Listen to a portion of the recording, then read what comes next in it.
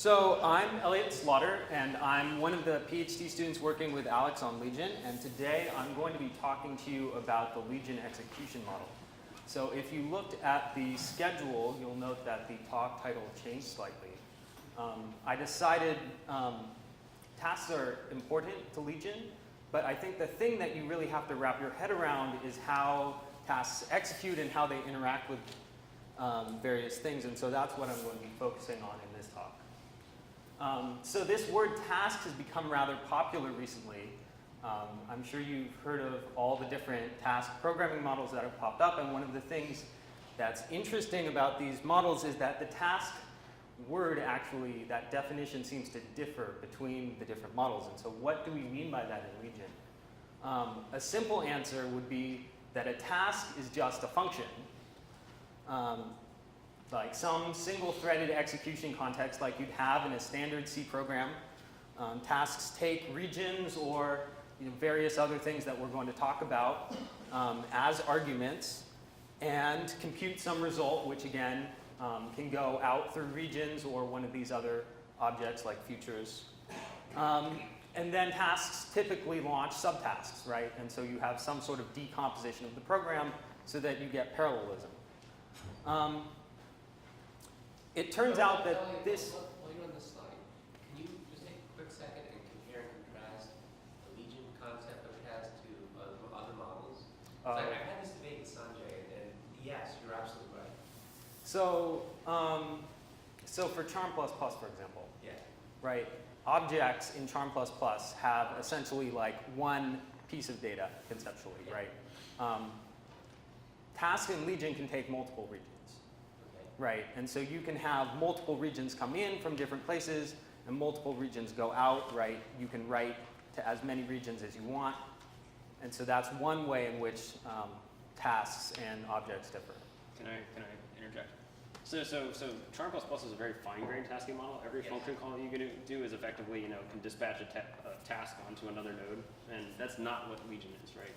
We have much more coarse-grained tasks that are designed to operate in bulk on large regions of data. Yeah, that's the other aspect. Right, and so the thing that we like to think about is there is efficiency that comes from talking about locality and big sections of data, of operating on big sections of data, and that's beneficial to executing on these machines efficiently. And so our tasks are designed to work on large regions of data as opposed to very fine-grained tasks that you might find in Charm++ or a lot of the other models. And if you have questions on like other specific models, can we take those offline? Yeah, I'll answer them directly for you. So, yeah. Okay, but one of the things that we're seeing here is that what that thing is, the unit of control that you get with different kinds of processors isn't necessarily a single thread. So maybe with a CPU, right, it makes sense to talk about running tasks on single threads. But when you have a GPU, what we really have is a host function that has a CUDA context, and then you can launch kernels from that, right? And so the unit of control in that case is essentially CUDA kernels, right? And you're launching across the entire GPU, right? But we could even talk about different kinds of processors that we have in Legion. So some of the more experimental kinds of things that we're working with right now are like having OpenMP processors, which basically bundle together a bunch of CPU threads and give them to you as a block so that you can write OpenMP code, right? And do some sort of more fine-grained parallelism over the CPU. Or even something like an OpenGL processor, which again is going to be something that runs on the CPU but then gets an OpenGL context, and then you can do sort of graphics calls in your Legion programs. And so what we have in Legion is that the sort of parallelism that we get with tasks is a coarse-grained parallelism between the tasks. And then if you want to do fine-grained parallelism within tasks, you can do that too. Like, for example, on GPUs, right? There's no way we're ever going to be able to schedule individual threads on the GPU, right? So that's up to you to schedule yourself.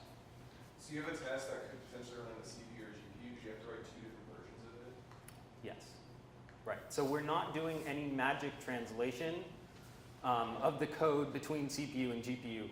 If you give us both versions, they can coexist, right? And the mapper layer that we're going to talk about later can actually choose between those at runtime depending on like how busy the GPU is and other factors, right? But you do have to write the code yourself. If you have a node-level runtime that supported portability across different architectures, then that would work fine too. You get that. It's just Legion doesn't directly provide that capability. So we give you the ability to run your CPU and GPU kernels, but we don't do any I know, I'm management. saying though that thing that runs it is your node-level runtime. It could support. Yeah, if you wanted to have a finer, one of the design decisions that we're open to is, supporting finer grained runtimes. So for example, OpenMP, is a very, very fine grained, for a couple of threads. And one of the ways that we would use that is we would create an explicit OpenMP processor. Right. That if you scheduled a task that used OpenMP onto that OpenMP processor, there would automatically be several threads there that, as that task is running, you just put an OpenMP pragma on your for loop and you get what you would expect, right? So we can interoperate with finer grained, runtimes inside of it. Okay, so when you write tasks in Legion, there are some things that you need to behave by in order to stay within the Legion programming model. So, for example, in Legion, we explicitly declare all of the inputs and outputs to a task. So generally, these are regions. They could be other objects that we'll be describing in some of the advanced talks later.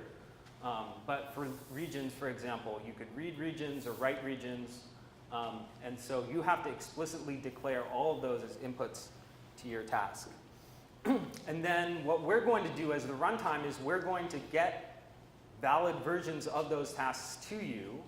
So that means potentially copying these across the machine. And we're going to guarantee that all of those regions or other objects are all ready for you when the task starts running.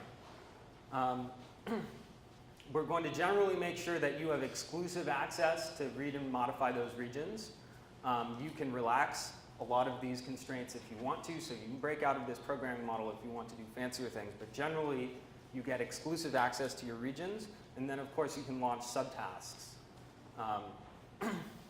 But it's also important to keep in mind that there are some things that we generally don't do in Legion. And again, there are exceptions to these, and there are important cases that we're going to talk about later in the advanced features talk about when you want to break this. But it's generally the case that we don't communicate while tasks are running. So all of the communication happens at the input or the output to a task, but not while a task is running.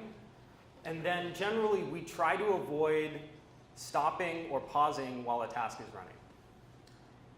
How would you express persistent storage or persistent data structure? You have to So- make a region that just hangs around, or is there another way? So there are multiple ways that we do this. One way is to have disk essentially look like a memory. So you could have a mapper that chooses to say, put some region onto a disk, right? And then that region might be available to you, like if you crash or across runs or whatever. I'm not thinking so much as crashing, and I'm more thinking maybe I need to compute something local, and then I need to wait for somebody else to tell me something new. I need to modify my thing, wait for the next guy to tell me something, modify some more. So if you're the only task that's using a region, and you don't have somebody else trying to use it remotely, then that region will just stick around in the memory until the next guy comes along to use it, right? So if that region is in memory, right, it's just going to stay there, assuming that you don't run out of memory and need to do some sort of So garbage you would collection. just put your So- persistent storage into a region, and then that would just hang around. So the idea of persistence is a mapping problem, right? All we're talking about now are specifications of programs in a logical sense. So you shouldn't think about persistence as being something that you're going to guarantee as part of your program, specification, right? If you're going to write a machine-independent program, you don't think about persistence because there's no notion of where you're going to place this data yet. So there's going to be a mapping problem, and I'm going to talk about this later today. I think there's also too many definitions of persistence. That's another overused term. I think the question you're asking is if you have a data structure which conceptually lives for the course of your execution, and sometimes you're reading from it, and sometimes people are modifying it. What we want you to do in Legion is we want you to put that in a region, or possibly a couple related regions, if you've got, say, nodes and wires, or et cetera. And then we want you to tell us for each task, okay, this task is reading it, or this task might be modifying it. And then we'll take care of well, if you said this task is going to modify it, and then you said this next task is going to read it, well, then probably you want to actually see the results of that modification, and so we'll orchestrate the communication and the synchronization of the results from it. But if you say, these 50 tasks are all just reading this data structure because it's not changing right now, then we will happily replicate it around the system so that everybody has a nice open copy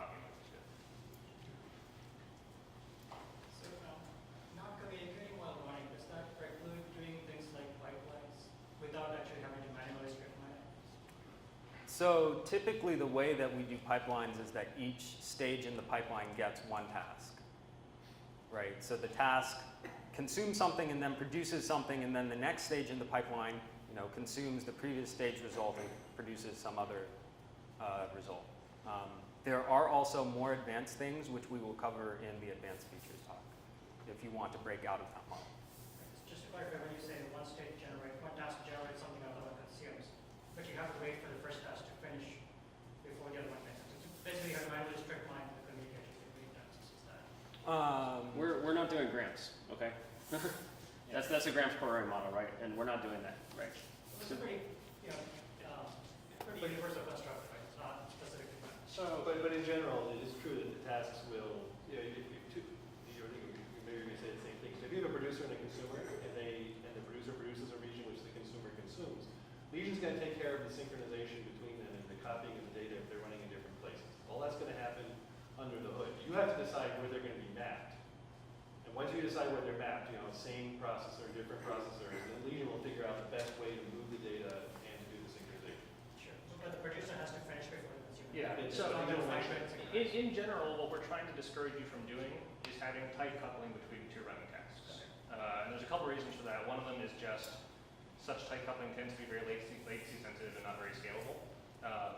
Now, in this situation where if you're going to be generating an awful lot of data and then consuming all that right away, and it doesn't make sense the simple thing to do is just make one big region, produce it all, and then consume it all. There's lots of reasons why you might not want to do that. One of the talks we'll do this afternoon is talk about putting higher level abstractions on top of some of these things. And so you can imagine an abstraction here that basically blocks that up into pieces, which can still be somewhat coarsely passed off, but gives the flavor of consuming as you produce. I think that's what I was referring to as a manually strict line. Manually, although the idea is do it as a layer of abstraction rather than having to do it in every single case where you need it in your application. So when you define kind of the task dependency on, so you've got one task that needs exclusive read access to just this one part of the data, like maybe a certain field within your whole region, and so you'd have two tasks that may explicitly depend on different fields, and so they can run in parallel. Can you define inner dependencies within the region, within the data? So say you might only have like the spots of the region that you're reading, you only need read access to, but those areas of the data are dependent on other fields. So if something else is modifying something else in the structure, that kind of invalidates what you're reading. So even though you're not reading another part of the data, you still need that other part to be locked. So I think the way that we would encode that in Legion is that we would actually say that you were reading both fields. Okay. And then there's a way in the mapper to say, don't actually give me that region. Okay. Right, but essentially, as far as the privileges are concerned, like you have to read it in order for your view to be valid, right? We can just skip giving you the actual memory. Okay. So one of the diagrams that kind of helps me when I think about tasks is to think about a task as a box, right? Which you can't cross except at the input and the output, right? And so if you're having a function that computes, say, the Fibonacci numbers, right? We can do whatever we want inside of this box. So we can, for example, like spawn two subtasks, which compute the next two Fibonacci numbers, right? Get their results and then compute some output result. But the point is that nothing crosses into or out of these boxes. And so again, the implication of this is that all of the synchronization and all of the communication, at least in the purest form of the Legion programming model, happens at these task boundaries. You can break out of this if you want to, but this is, I think, the easiest way to think about Legion. But the scheduler is moving data around behind the scenes to have it ready for other tasks to run. Right. So we'll do all of your copies in parallel and so on. Right. Yeah. So before I go much further, I want to talk about the different kinds of tasks there are. This is something that Alex already talked about a little bit in the previous talk. So single tasks are exactly as I've been talking. Basically, it's a single function call. On a CPU, it will literally be one thread. On a GPU, you potentially have multiple kernels going And there's also this concept of an index-based task launch, which is basically abstracting the for loop around the task launch, right? So if you want to launch n tasks, then you can do that in one call instead of doing a for loop and n calls. The obvious requirement here is that those tasks must be able to launch in parallel. So we're actually going to check that for you and make sure that we throw an error if you're doing something wrong there. And the real benefit to doing this is that it amortizes some of the dependent or dynamic analysis that we're doing in region. And so there's potentially a performance gain here. Question. Yeah. Are there any implicit barriers that denote these index-based tasks? There are no implicit barriers. Right. The only implicit barrier would be if you had a later task that was reading something that one of these tasks wrote. Yeah. So does same function, say if you call Fibonacci 7, that might calculate down the string, like Fibonacci was 0 is calculated 3 times. Sorry, can you repeat that? Say if we call Fibonacci like n, so the Fibonacci n might be calling like as a subtask. Yeah. Like out of the same like Fibonacci like Mhm. 0. So does it reuse that like or? So from our perspective, if you do a bunch of different task launches, we will analyze them fresh every time. There is a way to, if you have, say, like a simulation loop and you're doing the same series of task launches over and over and over again, you can trace that and replay the trace in order to get rid of the dynamic analysis cost. But that typically doesn't work so well in recursive scenarios where you're entering a new task context each time, right? So it works well if you have sort of looping and not so well in recursion. When you do a trace, do you just get a handle to that you can Right. execute? Right. So when you declare a task, this is the interface that you use. The first argument that you get to your task is a task object, which basically encapsulates all of the information that you passed into the task. So for example, if you passed in regions, those regions are described here. If you passed other inputs, those are going to be in this task object. The actual regions themselves will be in the second argument, because again, there's this distinction between the logical regions and the physical regions, where the physical regions actually contain the memory. So this second argument has the memory, right, which you described in the logical regions which you passed to your task. And then these last two parameters are essentially opaque handles to runtime objects, and you don't have to actually know what goes inside of them, but if you call back into the runtime to, say, launch some subtasks, you're going to use these handles. So this was a task that had a void return value. We could also do something like Fibonacci that needs to take some input and produce some output. Returning values out of tasks is really easy. You just mark this return value as some other type. And then as for the inputs, we're going to look into the task object to get this args field, which is essentially a pointer to some data that you serialize to pass into the task. So you have to handle the serialization yourself. We don't do any magic here, right? So if we're just passing an integer, it's just really easy. We pretend that this pointer is a pointer to an integer and then dereference it. These tasks are going to be statically compiled. They're written in C or C++ in this case. We also have the ability, or are going to soon have the ability, to do dynamic compilation, and we're going to talk about that later this afternoon. So once you declare your tasks, you have to actually tell the runtime about them. We have this register legion task function call, which passes a task into the runtime. Notice that this function pointer that we're passing is a template argument. And the reason that we do this right now is that we have a little bit of extra wrapper that needs to go around each task to set some of the inputs up. And currently we pass it as a template parameter so that we can do inlining and various other things.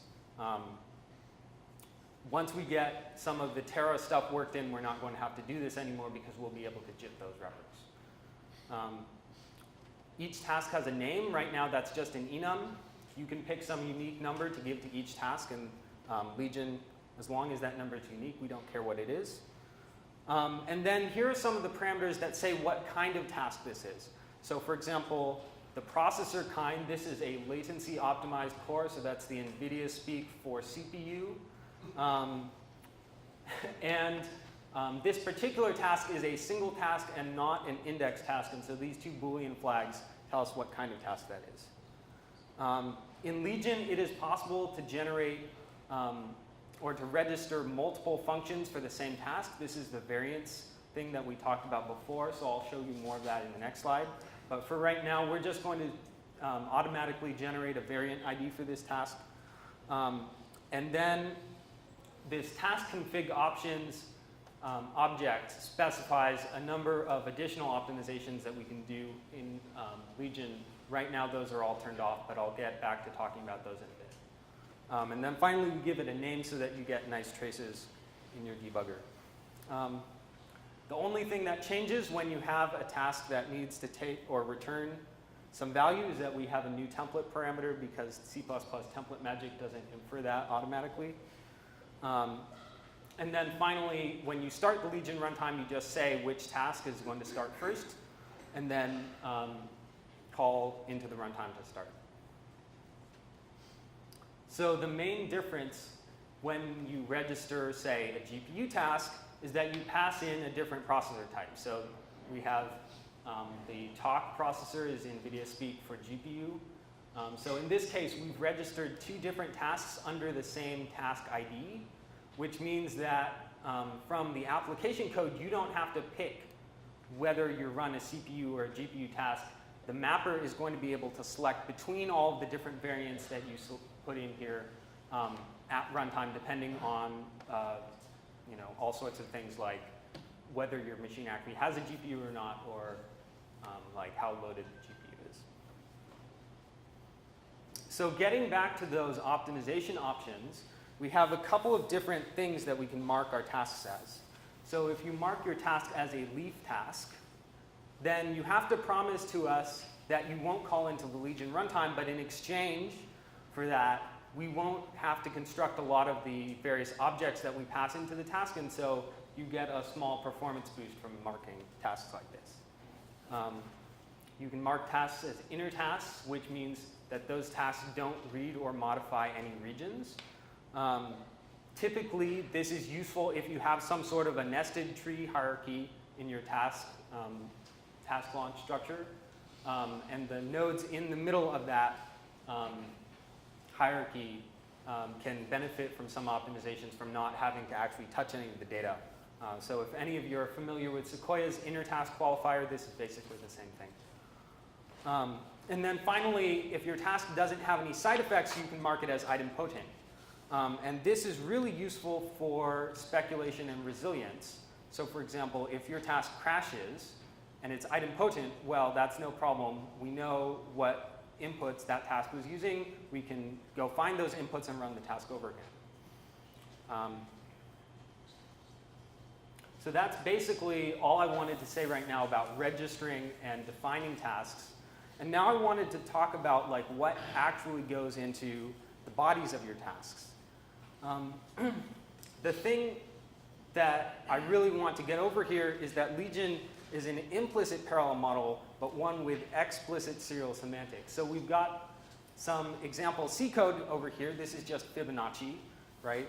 And the thing about Legion is that we can write code that looks very similar to this, but automatically runs in parallel.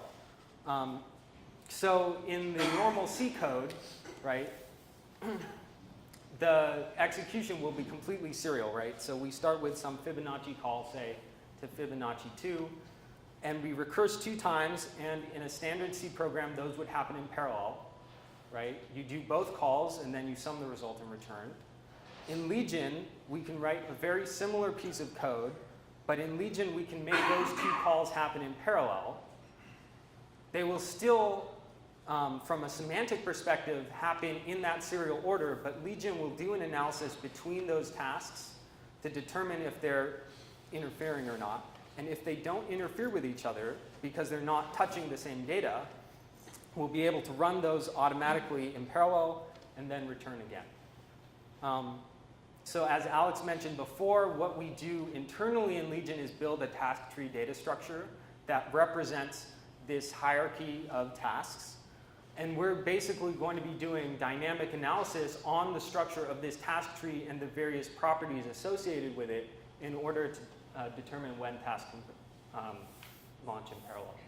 And we're going to be going over this in quite a bit more detail in the next talk. How we do this in code is a little bit more complicated because we're writing in a C++ API. So every time we launch a task, we construct a task launcher object, which describes the inputs that we're going to pass into that task. In this case, it's pretty simple. The first parameter to our task launcher object is which task we're launching, right, which is the enum that we registered with the runtime before. And then, in this case, Fibonacci needs a single int argument, and so we're basically going to pass that into the task. And because these are done potentially across nodes, you have to serialize that argument. In this case, it's really easy. We just take a pointer to it. Legion will copy the data. So if this needs to go across nodes, we won't actually pass that pointer around. We'll copy the data. And then when you pass that task launcher into the runtime, into the execute task runtime call, we'll return a future which represents the result that will eventually come out of that task. So you can do this multiple times. So for example, we're going to launch 2 tasks here to compute Fibonacci. And then at the end, we can get the results out of those futures and actually add them. And it's important to note that these calls will block. So this is essentially a wait here. That's not necessarily the best way to do things. I'll talk about other ways that you can do this in a bit.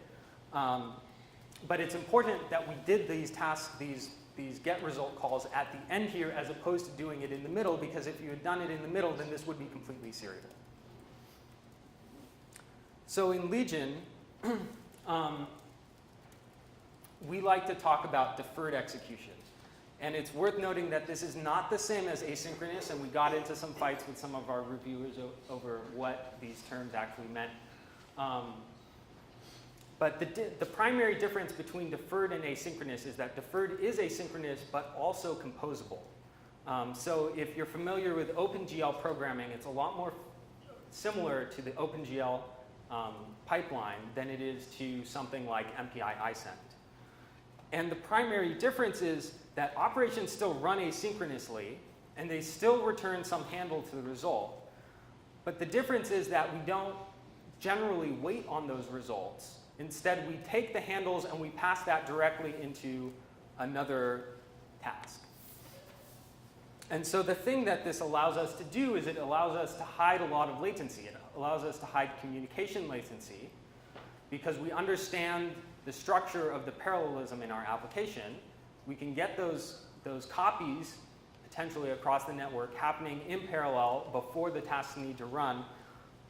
And it also allows us to hide the dynamic analysis latency, which of course we have as a runtime system. And so this turns out to be extremely important to performance. If you really, really, really want to avoid putting wait calls in your Legion programs as much as possible, because insofar as Legion will run as far ahead as it possibly can, it wants to see as many task launches as it can, because it's going to pre-compute where those task launches need to go and get all this stuff in flight. And if you wait, then the Legion runtime has less opportunity to run ahead and actually get that work off of the critical path. So going back to this Fibonacci example, one way to do this that would avoid those wait calls would be to take the futures that were coming out of tasks and just stick those directly into the next task. So we're basically going to start again with a task launch, which produces a future, but instead of waiting for the result at the end or waiting for the result to put it into this task, we're just going to pass that future straight into the next task launcher, right? So we have this add future call that we have in this task. and we're basically putting the future straight in, and this is going to create a dependence between these two tasks. And again, if we want to do that for the next task, then we can just pass the last two futures into the next task in order to basically hook these tasks up. So this, when you do this, you're essentially programming with explicit data flow. You are actually passing those futures along from one task to another. When you program with regions, a lot of this analysis gets done for you automatically because you can read regions and write regions, and Legion will handle figuring out whether those actually turn into dependencies depending on how you declare your usage. Yeah? Question? So that's assuming that you know that fib2 is always going to run after fib1, right? Or is this removing any flexibility that the launcher has? Or because the fact that the futures, they can still throw off fib2 before fib1? So when Legion is going to do an analysis of this dependence graph before it does any launching, right? So when you pass this into the runtime, Legion is going to look at all the previous tasks that were launched in that context. And it's going to compare for each one of those whether that task depends on the previous task or not. And so here, fib1 will launch right away. Fib2, when that launches, before Legion actually executes it, Legion will compare against fib1 and it will see that the future that fib2 is using is one produced by fib1, right? Which means that there is a dependence there, right? And so Legion will not execute that either in parallel or before fib1. But I guess in the previous one, before you did that, fib2 and fib1 could both execute simultaneously. There was no dependency on the two of those there. Right. Yeah. And So I've actually changed around the code, right? So if you took this version of the code and used it with the other structure of features, then you probably wouldn't even be computing the Fibonacci numbers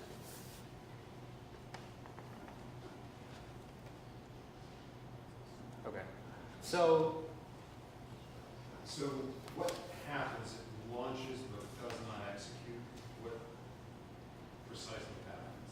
there's an execution pipeline that the task goes through with a series of analyses that Legion does to check for dependencies, right? So there's a logical dependence analysis which figures out where these dependencies theoretically are. And then you have to do mapping, right, to choose where this task actually runs and where the regions are placed. And then there's another dependence analysis phase to do the actual copies depending on where those regions got placed, and then it runs. Does that answer the question?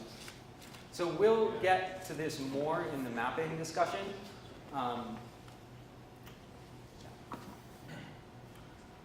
So with these launchers, there are actually multiple types of launchers depending on what kind of operations you're doing. So the one that we've seen so far is task launcher, which is for single tasks, but there's also an index launcher for index tasks, and launchers for different kinds of objects, and these all essentially follow the same pattern. So I'm going to talk about one of them, which is the task launcher that we've already seen. And there's actually a couple of arguments that I've been skipping in the examples so far that I want to talk about. So the main two are these mapper ID and mapping tag arguments. So we're going to talk about mapping later, but this is how you can pass information down into the mapper. So you can, for example, say, like, this is task number so-and-so, and then the mapper can use that to choose where that task runs in the machine. And then there are all sorts of arguments that you can pass to task launchers, and many of them go beyond what I talked about here. You can pass, obviously, regions, futures, but there are also more advanced objects. And the important part about this is that by passing these arguments into the task launcher, Legion can do the analysis to figure out where the dependencies are. And Legion will automatically make sure that if any of these objects need to be prepared before the task runs, Legion will do that asynchronously before the task launches.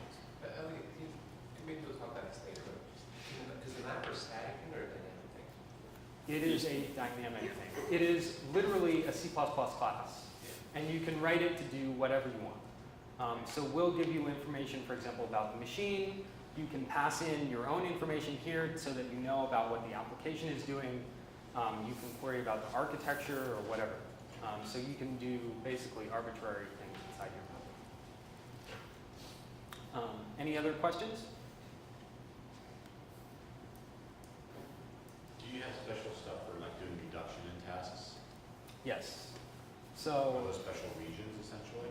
so there is a special privilege on regions. So in addition to read and write, we have reduce, right? And so you can have multiple tasks that use the same region with the reduce privilege, and then those will be able to run in parallel and produce sort of their temporary or like subsums, which then get combined into the final result.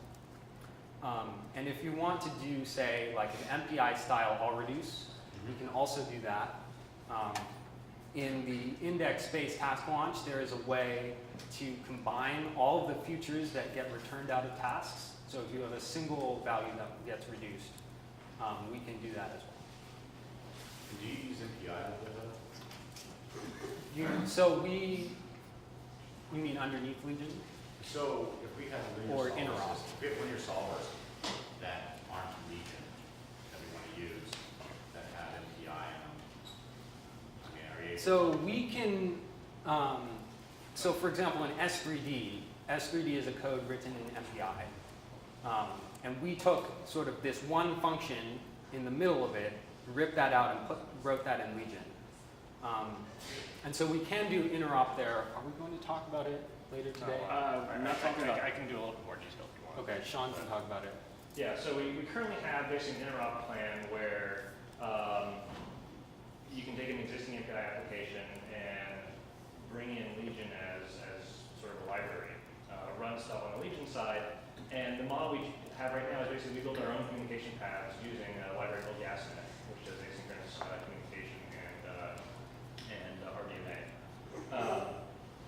And the model right now is basically that we build separate communication paths, we try and keep over each other there, and we just assume that Legion and the original MPI application, Fortran application are not fighting over the CPU at the same time. We don't have a good story for sharing the CPU right now. But if you've got this kind of run something on the MPI side for a while, then switch around and run some Legion stuff and come back, it actually works pretty well. The other thing I was going to toss out there is this need for solvers and such in the Legion world is fairly well known to us, and there's actually some folks here working on that. So longer term, the right answer, we hope, is, use a solver that's written in Legion and everything coexists very peacefully.